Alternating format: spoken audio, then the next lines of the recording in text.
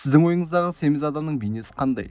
Көбірек тамақ жеуді ұнататын, ондаған артық салмағы бар адам шығар, ә? Алайда бүгінгі топтамадағы адамдардың алдында сіздің ойыңыздағы ең семіз адамның өзі қуарық секілді болып көрінетін болады. Күніне 10 мыңдаған калория жейтін жігіттерден бастап, жарты тонна салмақ тастаған адам мен әлемдегі ең семіз болуды армандайтын қыз сізді таңғалдыратыны анық. Сіздермен әдеттегідей таңқурай, бүгінгі шығарылымда сіздерге әлемдегі ең семіз адамдарды көрсетемін. Сіз күнде қанша калория қабылдайтыныңызды есептеп көріп пе едіңіз? Табуға тырысып көрейін. Менің ойымша 2000 мен 3000-нің арасы шығар. Кейбір жандарда мүмкін бұдан көбірек. Алайда бұл шығарылымда көретін адамдардың ешқайсысы Кеннет Брамли секілді тамақтанбайтыны анық. Бұл азамат біраз уақыт бойы әлемдегі ең семіз адамдардың қатарына кіріп келді. Ал қазір әлемдегі ең семіз адам атағын алып отыр. Мақтанатын дүние емес секілді. Брамли 1-2 жыл алдын күніне 30 мың калория тамақ жейтін болған. Сиқыр ма? Бұл шамалап айтатын болсақ 60 бургер мен 75 литр колаға тең.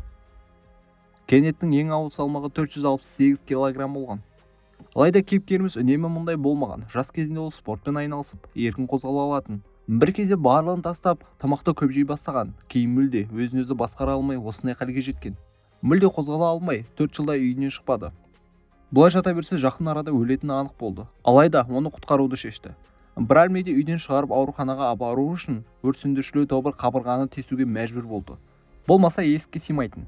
Дәрігерлер оны қатаң диетаға отырғызып, күніне тек 1200 калория тұтынды.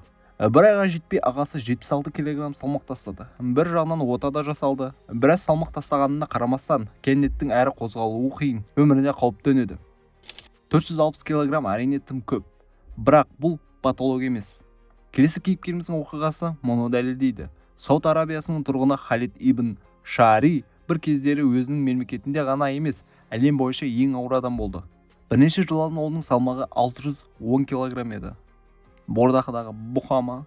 Ойға сыймайтын көрсеткіш. Халидтің кішкентай кезінен бастап денсаулығында кінәлат болып, тоқтаусыз салмақ жинай бастады. Артық салмақ жігіттің өмірін құрдымға кетірді.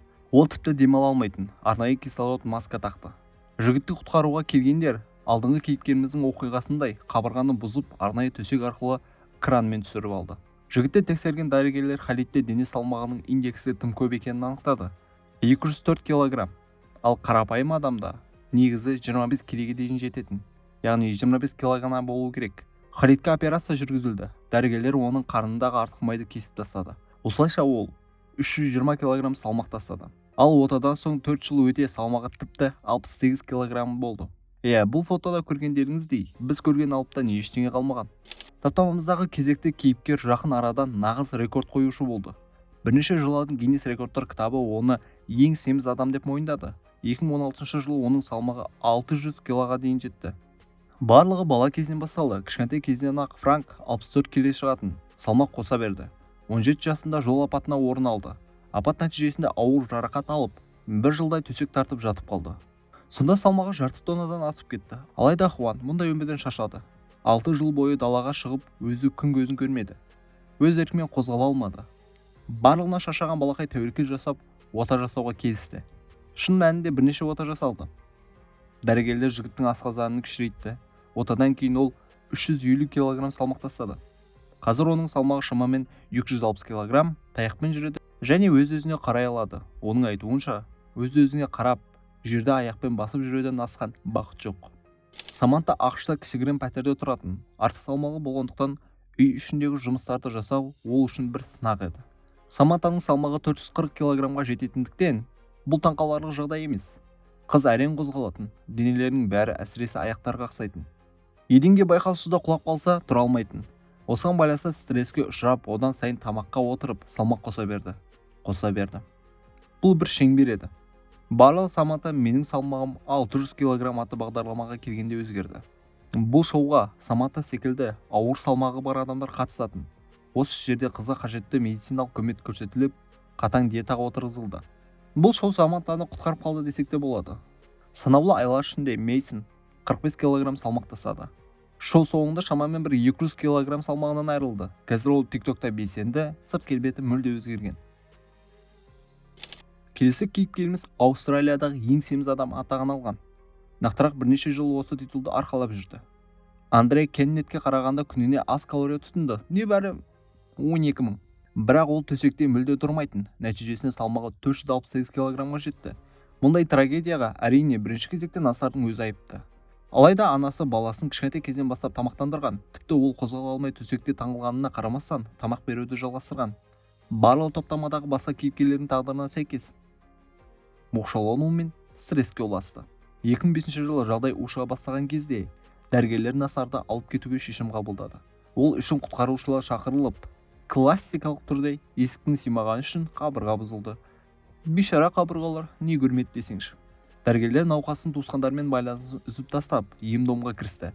Біраз уақыт өте 170 килограмм салмақ тастады. Тіпті спортпен айналыса бастады.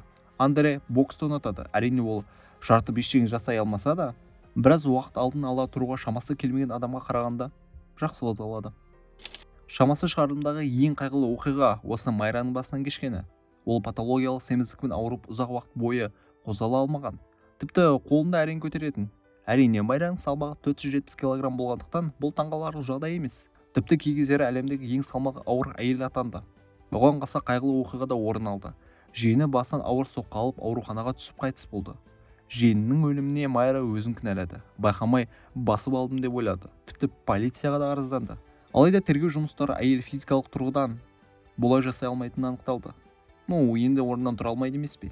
Бұл Майра үшін соңғы нүкте мен жаңа өмір кілтіне айналды. Бірінші кезекте әйел ауруханаға түсті. Дәрігерлер аяқтарына ем-дом жасады және арықтау процесі басталды. Қажырлы еңбек өз жемісін берді. Майра 400 килограммдай салмақ тастады. Қазір оның салмағы шамамен 100 келедей. Бүгінгі шығарылымдағы барлық кейіпкерлер тезірек салмақ тастап, қарапайым өмір сүруді армандаса, кейбір адамдар керісінше барынша салмақ қосып, әлемдегі ең ауыр адам болуға ұмтылады. Олардың бірі Донна Симпсон. Дана кішкентай кезден бастап тамақты жақсы көрген, ал нақты салмақ қосуды аспазға тұрмысқа шыққаннан кейін бастаған. Түнде ұйықтаудың орнына Донна күйеуі жұмыстан алып келген тамақты жеумен әуестенген. Нәтижесінде 2 жыл ішінде салмағы 159 келеге жеткен. Тағы біраз уақыт өте 200-ден асып кетті. Осы сәтте ол әлемдегі ең семіз адам боламын деп мақсат қойды. Әйел саналы түрде аз қозғалып, өзі жүруден бас тартты. Күніне 12 мыңдай калория тұтынды. Осы кезде бір сұрақ пайда болуы керек. Донна осыншама тамаққа ақшаны қайдан тапты? Ол өз мақсатын монетизациялады. Арнайы блог ашып, донат қабылдай бастады. Тоқтаусыз тамақтанудан соң 300 килограммнан асып кетті. Доннаға әлі 470 килограммға дейін біраз жол жүру керек. Қалай ойлайсыздар, оның қолынан келе ме? Не дегенмен көбінесе артық салмақты адамдар байқамай жинап алады. Ұлыбританиялық Пол Мейсон тамаққа деген тәбеттің кезекті құрбаны. Бір кездері оның таңғы асына нан, ет, колбаса, тауық жұмыртқалары кірді. Ал соңынан ондаған пачка чипсы жейтін. Орнынан тұрмақ түгіл қозғала алмай төсекке таңылды. Салмағы 450 килограммға жетті. Қасында 24 сағат бойы қызметкерлер жүріп, тамағын уақытымен беріп отырды. Пол тым кеш болмай тұрғанда бәрін түсініп, мұндай өмір салты жақсылыққа апармайтынына көзі жетті. Хирургтар оның асқазанын кішірейтіп, диетаға отырғызып тастады. Пол жарады. Сынақтардан сүрінбей отырып 300 килограммға арықтады. Әсіресе оның арықтауына мотивация болған оның сүйіктісі болды. Алайда арада бірнеше жыл өте олар айырылысып кетті. Пол қайта көп мөлшерде тамақ жеуді бастады. 100 килограммдай салмақ қосып алды. Менің ойымша енді ол тоқтай алмайтын секілді. Бүгін сіз көптеген ерекше ауыр адамдардың тарихын білдіңіз. Бірақ олардың ешқайсысы әлем тарихындағы ең ауыр адам атағына ие бола алмайды. Бұл атақ Джо Брауерге тиесілі. Ол ресми тіркелген ең ауыр адам. Өткен ғасырда өмір сүрген. Оның ең ауыр салмағы 635 килограмм болған. Ол бала кезінен аса ірі болыпты.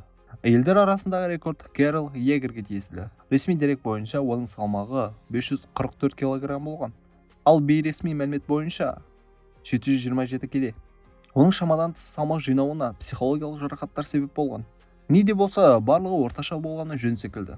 Саналы, ештеңеге тәуелділігі жоқ адам болғанға не жетсін, қалай ойлайсыздар?